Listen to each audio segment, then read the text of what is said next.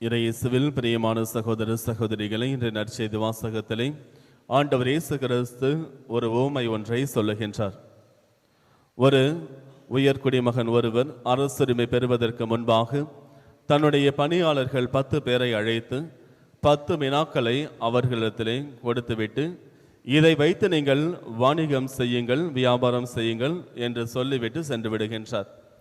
பிறகு அவர் ஆட்சியுரிமை பெற்று மீண்டும் திரும்பி வந்த பிறகு அவர்கள் அனைவரையும் அழைக்கின்றார். அழைத்து அவர்கள் அந்த வினாக்களை வைத்து என்ன செய்தார்கள் என்பதை அவர் பார்க்க அழைக்கின்றார். அழைத்தவர்கள் வருகிறார்கள்.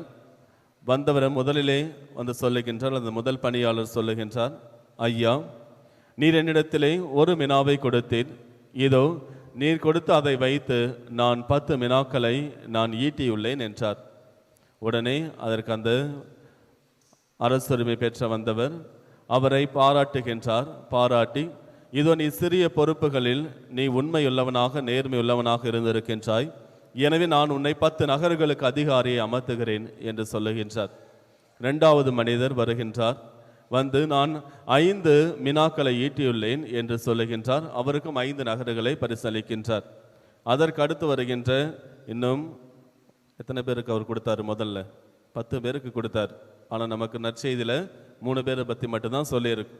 முதல் மனிதர் 10, 2வது மனிதர் 5 வினாக்களை ஈட்டியுள்ளார். பிறகு 3, 4, 5, 6 அவரவர்களுக்கு முடிந்த அளவிலே வியாபாரம் செய்து ஈட்டியிருப்பார்கள். ஆனால் கடைசியிலே ஒரு மனிதன் வருகின்றான். அவன் வந்து சொல்லுகின்றான், இதோ நீர் பொல்லாதவர், நீர் விதைக்காத இடத்திலே அறுவடை செய்பவர், எனவே நான் நீர் கொடுத்த அந்த வினாவை இதோ நான் பத்திரமாக கைக்குட்டையிலே நான் அதை வைத்திருக்கின்றேன், இதோ நீர் கொடுத்த அந்த வினா, இதை நீ எடுத்துக்கொள் என்று அவர் கொடுத்ததை அப்படியே திருப்பி கொடுக்கின்றான்.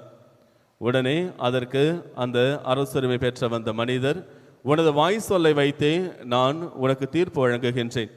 இதோ இந்த வினாவை நீ வெறும் வட்டி கடையில் கொடுத்திருந்தால் கூட நான் அதிலிருந்து வந்த தொகையை நான் எடுத்திருப்பேன். நான் உன்னை வாணிகம் செய்ய சொல்லிவிட்டு இதை கொடுத்தேன். ஆனால் நீ சோம்பேறியாக வேலை செய்யாமல் எந்தையும் உழைக்காமல் இவ்வாறு நீ அதை அப்படியே வைத்திருந்திருக்கிறாய். எனவே அவருக்கு தேவையான தக்க தண்டனையை அந்த மனிதர் கொடுக்கின்றார். இதை இயேசுவில் பிரியமான சகோதர சகோதரிகளை, இங்கே வினா என்று கொடுக்கப்பட்டிருப்பதை முதலில் நாம் புரிந்து கொள்ள வேண்டும். அது ஒரு மிகப்பெரிய தொகைதான். ஒரு வினா என்றால் 100 திராக்மாவிற்கு சமம். ஒரு திராக்மா என்றால் ஒரு நாள் அந்த ஒரு மனிதனுடைய கூலி. ஒரு மனிதன் ஒரு நாள் முழுவதும் உழைத்தால் அவனுக்கு கொடுக்கப்படுகின்ற கூலி தான் ஒரு திராக்மா. எனவே ஒரு வினா என்பது 100 திராக்மா. ஒரு மனிதன் 100 நாள் தினமும் வேலை செய்து ஈட்டக்கூடிய ஒரு தொகை. அந்த தொகையை கொடுத்து தான் வாணிகம் செய்ய சொல்லுகின்றார். ஆனால் மற்றவர்கள் செய்கின்றார்கள். இந்த ஒரு மனிதன் மட்டும் குறை சொல்லுகின்றான். யார் அந்த பணத்தை கொடுத்தாரோ, தொகையை கொடுத்தாரோ, அவரையே அவன் குறை சொல்லிக் கொண்டு அவன் வேலை எதுவும் செய்யாமல் அங்கு சுற்றி திரிந்து கொண்டிருந்தான். எனவே அவனுக்கு தண்டனையானது கொடுக்கப்படுகின்றது. இயேசுவில் பிரியமானவர்களை, நம்முடைய வாழ்விலும் கடவுள் நம்முடைய வாழ்விலை வளர்ச்சி அடைவதற்கு தேவையான அனைத்து ஆசீர்வாதங்களையும் அப்பொழுது கொடுத்து கொண்டுதான் இருக்கின்றார். யார் யாரெல்லாம் அதை வைத்து உழைக்கின்றார்களோ, யார் யாரெல்லாம் அதை தங்களுடைய வாழ்விலை பயன்படுத்துகிறார்களோ, அவர்கள் மென்மேலும் உயர்ந்து கொண்டே செல்கிறார்கள். உயர்ந்து கொண்டே செல்லுகின்றவர்களை கடவுள் ஆசீர்வதிக்கின்றார்.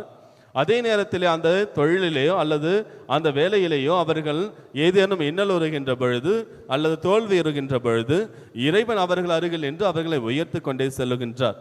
ஆனால் மனிதர்கள் உழைக்காமல் இருக்கக்கூடாது. எப்பொழுதும் அவர்கள் முயற்சி செய்து கொண்டே இருக்க வேண்டும், உழைத்து கொண்டே இருக்க வேண்டும் என்பதை நமக்கு தெளிவுபடுத்துகின்றது.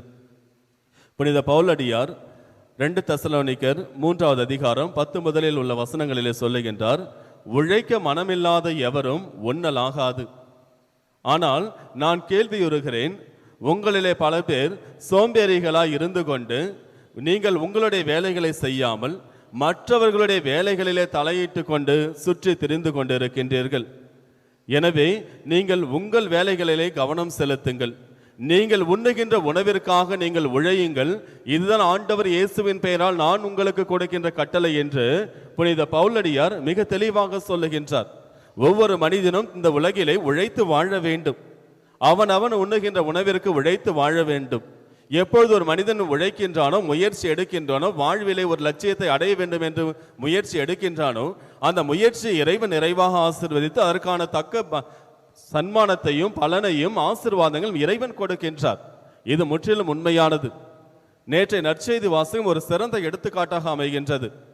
லூக்கா நற்செய்தி 19வது அதிகாரம் 1 முதல் 10 வரை உள்ள வசனங்களிலே ஒரு நிகழ்வானது கொடுக்கப்பட்டிருக்கின்றது. ஆண்டவர் இயேசு கிறிஸ்து எருசலேம் நோக்கியே பயணத்தில் இருக்கின்றார். அவர் எரிகோ வழியாக வருகின்ற பொழுது மக்கள் திரளான கூட்டம் அவரை பின்தொடர்ந்து வந்து கொண்டிருக்கின்றது, நெரித்து கொண்டே இருக்கின்றார்கள். அந்த நேரத்திலே சக்கேயு என்கின்ற மனிதன் ஆண்டவர் இயேசுவை காண வேண்டும் என்று விரும்புகின்றான். ஆனால் சக்கேயோ குள்ளமாக இருந்தான் என்று நமக்கு விவிலியம் எடுத்து சொல்லுகின்றது. அவன், நான் குள்ளமாக இருக்கின்றேனே, கடவுள் என்னை குள்ளமாக படைத்து விட்டாரே, நான் எப்படி ஆண்டவர் இயேசுவை காண முடியும் என்று அவன் அழுது புலம்பிக் கொண்டிருக்கவில்லை. மாறாக அதற்கான முயற்சியை செய்கின்றான். அவன் என்ன செய்கின்றான்? ஆண்டவர் வருவதற்கு முன்பாகவே அவருக்கு முன்பாக ஓடி சென்று அவன் ஒரு மரத்திலே ஏறி மரத்தின் மீது அமர்ந்து கொண்டு ஆண்டவர் இயேசு இந்த வழியாக செல்லுவார், செல்லுகின்ற பொழுது அவரை நிச்சயம் நான் காண்பேன் என்று அவன் அந்த முயற்சியை எடுத்து ஆண்டவர் இயேசுவை காண வேண்டும் என்று அவன் ஓடோடி சென்று அந்த மரத்தின் மீது ஏறி அங்கே அமர்ந்து கொள்ளுகின்றான். ஆண்டவர் இயேசு வருகின்றார்.